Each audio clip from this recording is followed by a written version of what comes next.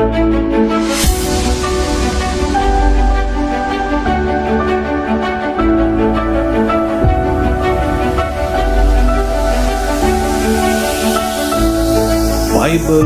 एक वर्ष में। नमस्कार, आप सबका बाइबल एक वर्ष में स्वागत है। आप सब ने जो कदम उठाया है प्रभु के वचन सुनने के लिए, यह हमारे जीवन के अंधेरों को दूर करेंगे और हमें प्रभु के प्रकाश में चलाएंगे। आज हम गणना ग्रंथ का अध्याय 16, 17 और 18 और स्रोत ग्रंथ का 87वां स्रोत सुनेंगे। प्रभु का वचन सुनने से पहले आइए हम ईश्वर से प्रार्थना करें। हे प्रभु, हम आपका वचन सुनने वाले हैं। हमारे मन की आंखें खोलें और हमें आध्यात्मिक प्रज्ञा दें ताकि हम आपको जान सकें और आपके वचन के अनुसार अपना जीवन जिएं। यह हम मांगते हैं आपसे प्रभु यीशु के नाम, आमीन। गणना ग्रंथ अध्याय 16। कोरह दल का विद्रोह। लेवी के वंशज कहात के पोते यसहार के पुत्र कोरह, एलियाब के पुत्र दातन और अबीराम तथा रूबन के वंशज पेलेत के पुत्र ओन ने अन्य 250 इजरायलियों के साथ, जो समुदाय के प्रतिष्ठित नेता और सभासद थे, मूसा के विरुद्ध विद्रोह किया। वे एकत्र होकर मूसा और हारून का विरोध करने आए और बोले, बहुत हुआ, सारा समुदाय और उसके सब सदस्य पवित्र हैं, क्योंकि प्रभु उनके बीच है। आप अपने को प्रभु के समुदाय से बड़ा क्यों समझते हैं? यह सुनकर मूसा ने सिर नीचे झुका लिया और कोरह और उसके दूसरे दल को उत्तर देते हुए कहा, कल सुबह प्रभु निपटारा कर देगा कि उसका कौन अपना है और कौन इतना पवित्र है कि वह उसे अपने पास तक आने दे। वह जिसे चुनेगा उसे अपने पास तक आने देगा। तुम लोग ऐसा करो कि कल कोरह और उसके दल के सारे लोग धूपपान लेकर आएं। वे उनमें आग रखें और प्रभु के सामने उस पर लोबान रखें। तब प्रभु जिसे चुनेगा वही पवित्र मान लिया जाएगा। लेवी के वंशजों बहुत हुआ।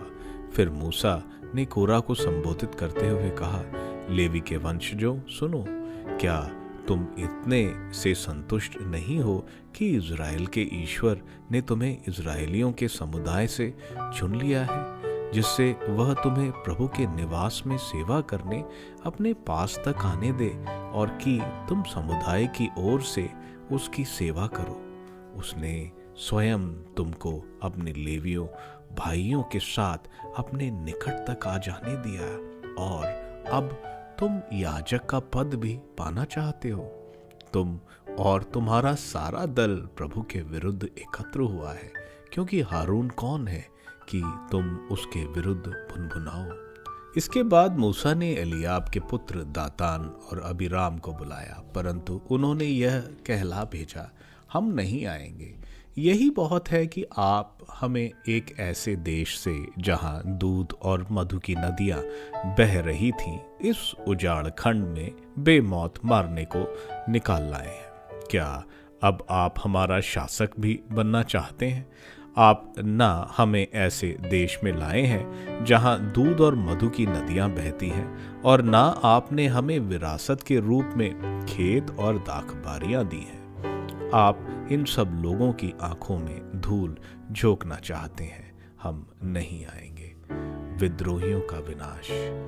यह सुनकर मूसा बहुत क्रुद्ध हुआ और प्रभु से निवेदन करने लगा, तू इनके चढ़ावे स्वीकार ना कर। ना तो मैंने इनसे कोई गधा लिया है और ना इनमें किसी का कुछ बिगाड़ा है। इसके बाद मूसा ने कोरह से कहा, तुम और तुम्हारे दल के सारे लोग कल प्रभु के सामने आए। तुम उनके साथ आओ और हारून भी आए। तुम में प्रत्येक अपना धूपदान लेता आए और उस पर लोबान रखे।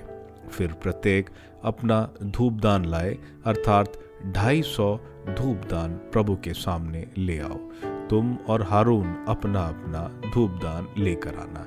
इसलिए सबने अपने धूपदान में आग ली, उस पर लोबान रखा और दर्शन कक्ष के द्वार पर खड़ा हो गया। मूसा और हारून भी खड़े हुए। कोरह ने सारे समुदाय को उनके विरुद्ध दर्शन कक्ष के द्वार पर एकत्रित किया। तब प्रभु की महिमा सारे समुदाय को दिखाई पड़ी। प्रभु ने मूसा और हारून से कहा, तुम लोग अपने को उनके दल से अलग कर लो, क्योंकि मैं क्षण भर में ही उनका विनाश करने जा रहा हूं। तब वे नतमस्तक होकर निवेदन करने लगे, ईश्वर सारे प्राणियों के जीवन दाता, क्या तू एक व्यक्ति के पाप के कारण सारे समुदाय पर क्रोध करेगा? इस पर प्रभु ने मूसा से कहा, तुम समुदाय से यही कहो, कोरह, दातान और अबीराम के तंबुओं के पास से दूर हो जाओ। इसके बाद मूसा उठकर दातान और अबीराम के पास गया। इज़राइल के नेता भी उसके पीछे हो गए। तब उसने समुदाय को संबोधित करते हुए कहा, इन दुष्ट आदमियों के तंबुओं से दूर हो जाओ, इनके किसी भी सामान का स्पर्श न करो, नहीं तो इनके सब पापों के कारण तुम्हारा भी विनाश हो जाएगा। तब लोग कोरह, दातान और अबीराम के तंबुओं से अलग हो गए। दातान और अबीराम निकलकर अपनी पत्नियों और अपने छोटे छोटे बच्चों के साथ अपने तंबुओं के द्वार पर खड़े थे। उसी समय मूसा ने कहा, अब तुम जान जाओगे कि प्रभु ने मुझे यह सब कार्य करने भेजा है और मैं अपने आप कुछ नहीं करता। यदि इन लोगों की मृत्यु अन्य लोगों की तरह हो जाए और इनका भाग्य अन्य मनुष्यों की तरह ही हो, तो समझो कि प्रभु ने मुझे नहीं भेजा है। परंतु यदि प्रभु को कोई असाधारण कार्य करे और पृथ्वी अपना मुंह खोलकर इन्हें और इनका सारा सामान लील जाए तथा ये जीवित ही अधोलोक में उतरें, तो तुम जानोगे कि इन मनुष्यों ने प्रभु का तिरस्कार किया है। मूसा जैसे ही यह कह चुका, उन लोगों के नीचे की भूमि फटी और पृथ्वी अपना मुंह खोलकर उनके परिवारों सहित निकल गई। यही नहीं, उनके सारे सामान के साथ कोरह के दल वालों को भी, वे अपने परिवारों के साथ जीवित ही अधोलोक में उतरे। उनको निकल जाने के बाद पृथ्वी का मुंह फिर बंद हो गया।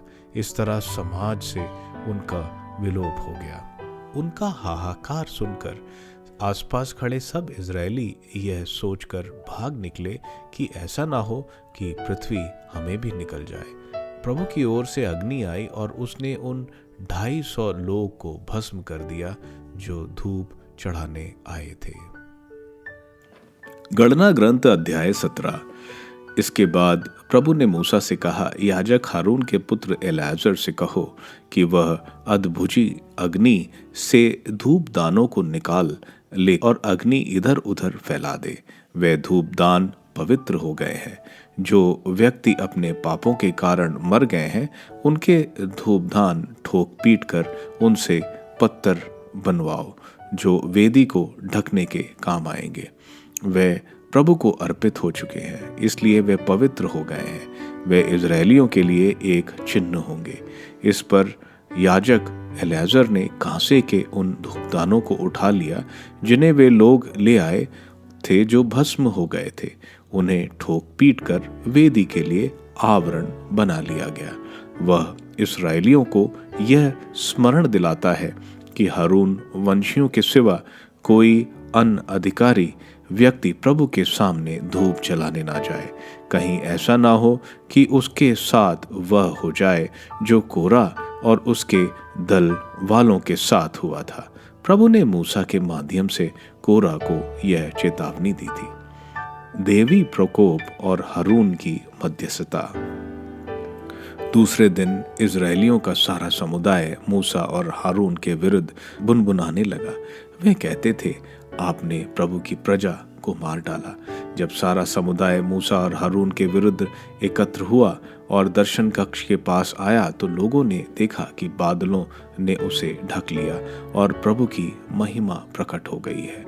इस पर हारून और मूसा दर्शन कक्ष के सामने आए। प्रभु ने मूसा से यह कहा, तुम इस समुदाय से दूर रहो। मैं क्षण भर में इसे नष्ट कर दूंगा।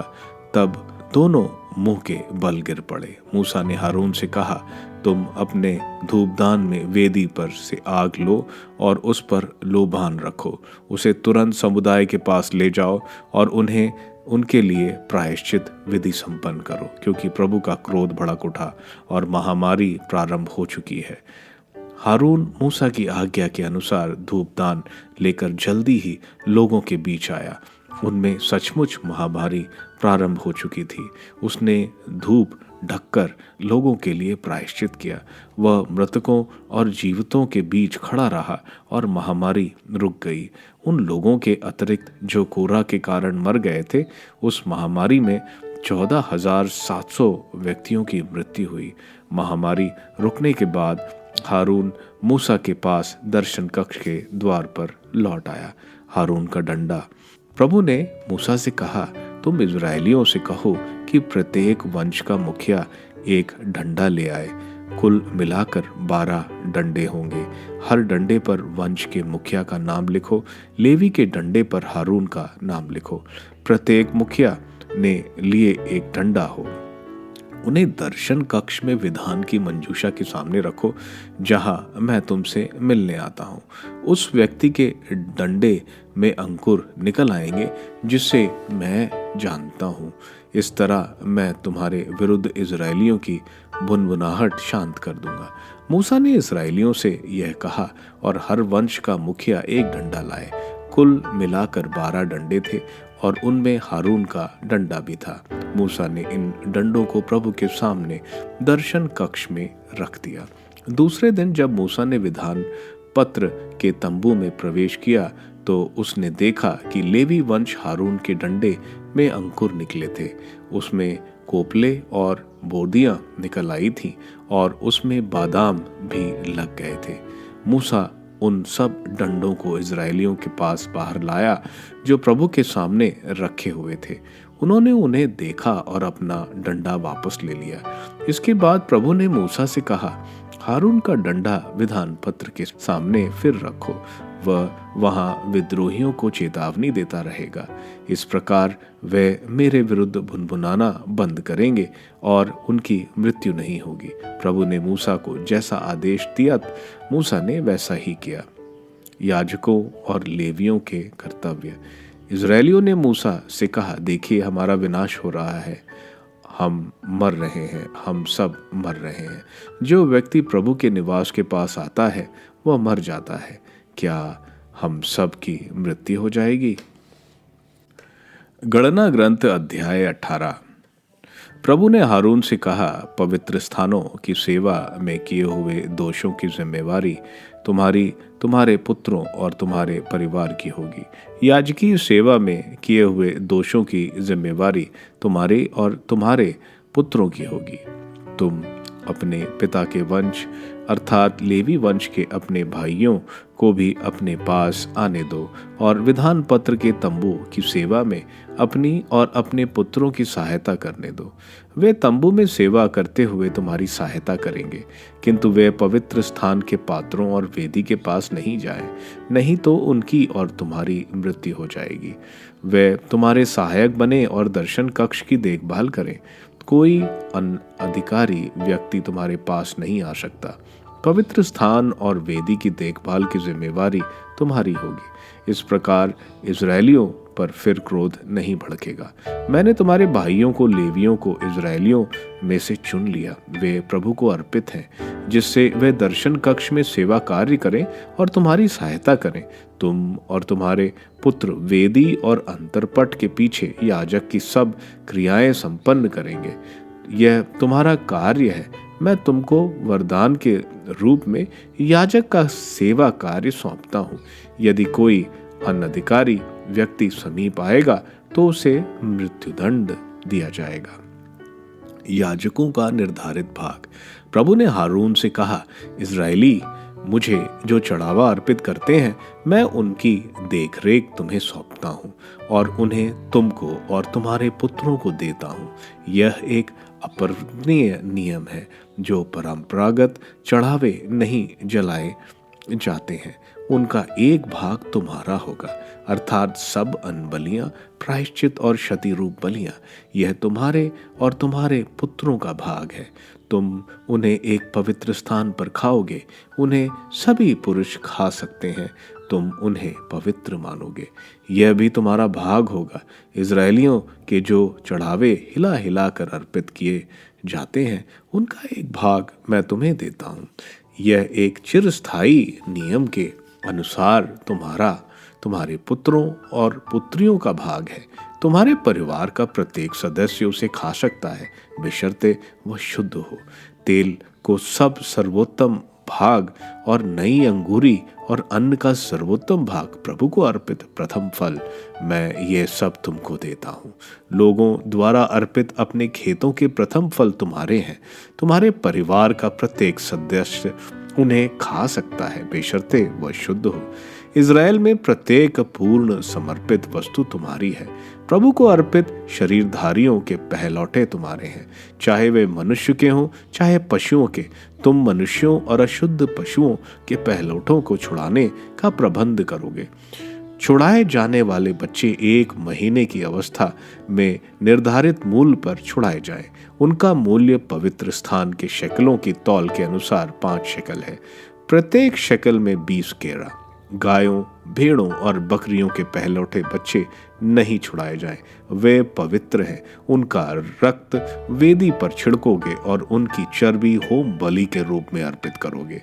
यह एक सुगंध युक्त चढ़ावा है जो प्रभु को प्रिय है। उनका मांस तुम्हारा भाग होगा। हिला हिलाकर अर्पित छाती और दाहिनी जांग भी तुम्हारी है। मैं इज़राइलियों द्वारा प्रभु को अर्पित सब पवित्र चढ़ावों का एक निर्धारित भाग तुम्हें, तुम्हारे पुत्रों और पुत्रियों को देता हूँ। वह प्रभु की दृष्टि में तुम्हारे और तुम्हारे वंशजों के लिए एक चिरस्थायी विधान है। प्रभु ने हारून से कहा, तुम्हारे विरासत के रूप में इज़राइलियों की तरह कोई जमीन नहीं मिलेगी। उनके साथ तुम्हारा कोई अपना भाग नहीं होगा। इज़राइलियों के बीच में ही तुम्हारा भाग और तुम्हारी विरासत है। लेवियों का निर्धारित भाग मैं लेवियों को दर्शन कक्ष में उनकी सेवा के पुरस्कार में इज़राइलियों द्वारा अर्पित दशांश देता हूँ। इज़राइली दर्शन कक्ष के निकट कभी नहीं आए, नहीं तो इस पाप के कारण उनकी मृत्यु हो जाएगी। लेवी ही दर्शन कक्ष की सेवा कार्य करेंगे। उनमें किए हुए दोषों की जिम्मेवारी उनकी होगी। यह पीढ़ी दर पीढ़ी एक चिरस्थायी विधान है। लेवियों को इज़राइलियों के यहाँ कोई जमीन नहीं मिलेगी। इज़राइली प्रभु को जो दशांश अर्पित करते हैं, मैं इसे लेवियों को देता हूँ। इसलिए मैंने निश्चय किया है कि उन्हें अन्य इज़राइलियों के साथ विरासत नहीं मिलेगी। लेवियों का चढ़ावा। प्रभु ने मूसा से कहा, लेवियों से यह कहो, जब तुम इज़राइलियों से मेरे द्वारा अपने को दिए दया भाग के रूप में दशांश पाते हो, तो तुम उसका एक निश्चित अंश दशांश का दशांश प्रभु को अर्पित करोगे। तुम्हारा यह चढ़ावा दूसरे द्वारा अर्पित खलिहान के अन्न और अंगूर के रस कुंड का दशांश समझा जाएगा। इस प्रकार तुम भी इज़राइलियों से प्राप्त दशांश का एक भाग प्रभु को अर्पित करोगे। तुम प्रभु का यह भाग याजक हारून को दोगे। तुमको जो कुछ भी मिलेगा उसका सर्वोत्तम और सबसे पवित्र भाग प्रभु को अर्पित करोगे। उनमें यह कहो, यदि तुम उसका सर्वोत्तम भाग चढ़ाते हो तो वह खलियान और अंगूर के रस कुंड को सर्वोत्तम भाग समझा जाए।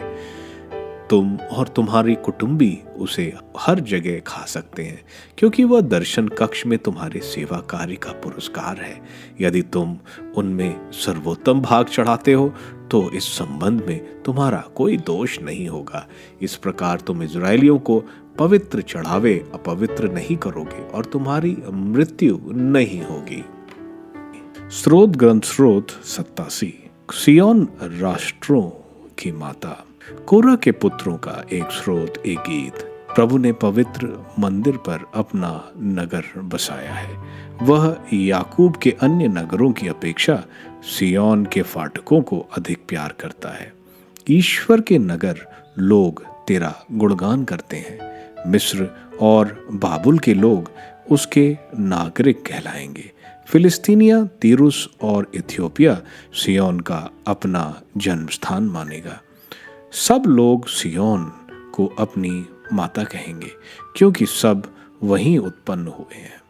सर्वोच्च प्रभु उसे सुदृढ़ बनाए रखता है। प्रभु राष्ट्रों की सूची में उनके विषय में लिखता है कि सियोन उनका जन्म स्थान है। सबके सब नृत्य करते हुए सियोन का गुणगान करते हैं। गणना ग्रंथ के अध्याय 16 में हम देखते हैं कोरा जो लेवी वंश का था और जो मूसा और हारून का रिश्तेदार था, उसने और 3 लोगों ने मिलकर विद्रोह किया। उसके अनुसार सब पवित्र हैं और मूसा और हारून क्यों अपने आप को बड़ा समझते हैं? मूसा उनको बता रहे हैं कि प्रभु ने उसे मंदिर में सेवा करने को चुना। हम जानते हैं कोहाती दर्शन कक्ष की पवित्र चीजें एक जगह से दूसरी जगह ले जाते हैं, लेकिन कोरा महायाजक का कार्य करना चाहता है। इस तरह वो ईश्वर के खिलाफ विद्रोह करता क्योंकि हारून को ईश्वर ने नियुक्त किया था। मूसा दातान और अबीराम को बुलाता है, लेकिन वे आने से इनकार कर देते और मूसा पर दोष लगाते हैं कि मूसा उन्हें मिस्र जो दूध और मधु का देश है वहां से इस उजाड़ खंड में ले आए। मूसा उनको सवेरे प्रभु के सामने धूप दान में लोबान रखकर आने को कहते हैं। ईश्वर की महिमा सब लोगों पर दिखाई पड़ी और ईश्वर पूरे इज़राइल समुदाय का विनाश करना चाहते थे। मूसा प्रभु से याचना करते हैं कि एक मनुष्य यानी कोरा के पाप की वजह से सारों को सजा नहीं मिलनी चाहिए। ईश्वर मान जाते हैं। मूसा इसके बाद कहते हैं कि इन विद्रोहियों की मौत अगर असाधारण तरीका यानी पृथ्वी फटने से हो और ये जीवित ही पृथ्वी में समा जाए तो सब यह जानेंगे कि इन्होंने प्रभु का तिरस्कार किया। ऐसा ही हुआ। पृथ्वी फटी और कोरा और उनके परिवार सहित सब जीवित अधोलोक उतरे और मारे गए। सारे इधर उधर भागने लगे और उसी वक्त प्रभु की ओर से अग्नि आकर उन 250 लोगों को भस्म कर दिया जो धूप चढ़ाने आए थे। अध्याय 17 में हम देखते हैं प्रभु एलियाजर हारून के पुत्र को कहते हैं कि धूपदान जो उन 250 लोगों के पास थी वे पवित्र है, उनको वेदी के ढकने के काम में लो। यह इजरायलियों को स्मरण दिलाएगा कि हारून वंशी के अलावा प्रभु को कोई धूप नहीं जलाएगा। इसके बाद अगले दिन हम फिर पूरे समुदाय को मूसा और हारून के खिलाफ बुनबुनाते देखते हैं कि उन्होंने प्रभु की प्रजा को मार डाला। इतनी बार ईश्वर द्वारा दंड देने के बावजूद समुदाय फिर प्रभु का क्रोध भड़काते हैं और ईश्वर पूरे समुदाय को नष्ट करना चाहते हैं और महामारी फैलाते हैं। मूसा के कहने पर हारून धूपदान लेकर लोगों के बीच जाकर धूप चढ़ाते हैं और प्रायश्चित करते हैं। तब महामारी रुक जाती है। इस महामारी में 14,700 व्यक्ति मारे गए। ईश्वर दिखाते हैं कौन कुलों के नेताओं में बड़ा है। वह 12 कुलों के नेताओं से अपना डंडा लाने को कहते हैं, साथ में हारून का डंडा भी। उन डंडों को दर्शन कक्ष में प्रभु के सामने रख दिया। अगले दिन देखा कि हारून का डंडा में अंकुर निकले थे। उनको इजरायलियों को दिखाया तो उनकी भुनभुनाहट खत्म हुई। ईश्वर ने मूसा से कहा कि हारून के डंडे को विधान पत्र के सामने फिर रखो ताकि यह एक चेतावनी रहे इजरायलियों के लिए। अध्याय 18 में हम देखते हैं ईश्वर हारून को पवित्र स्थान की पवित्रता और उसके लोगों की पवित्रता की जिम्मेवारी देते हैं। दर्शन कक्ष की सेवा के लिए बाकी लेवी हारून की मदद करेंगे। हारून की जिम्मेवारी दर्शन कक्ष के पवित्र चीजों को कोई न छुए और उसके पास न जाए। इसी तरह बाकी लेवी यकीन करेंगे कि इजरायली दर्शन कक्ष के अंदर ना आए।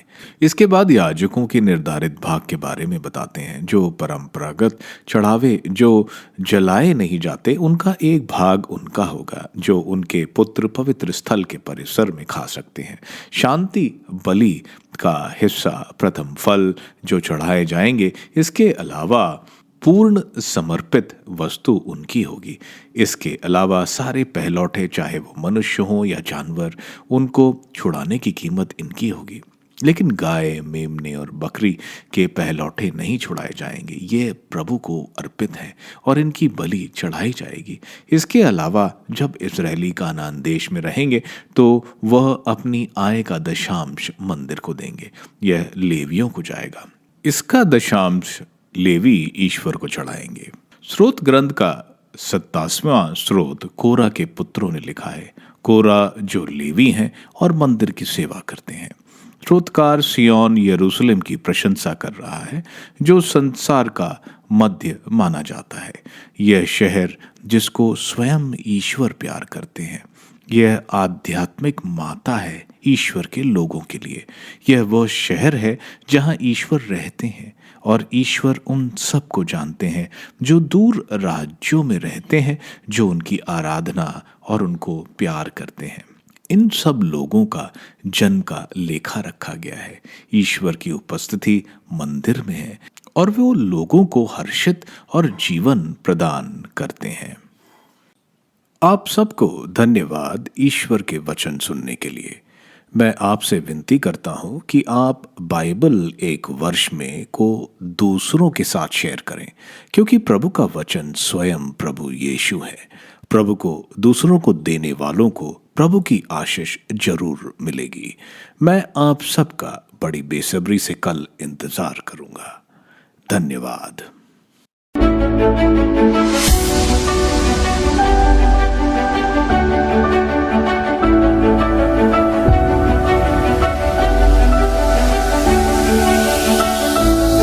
बाइबल एक वर्ष में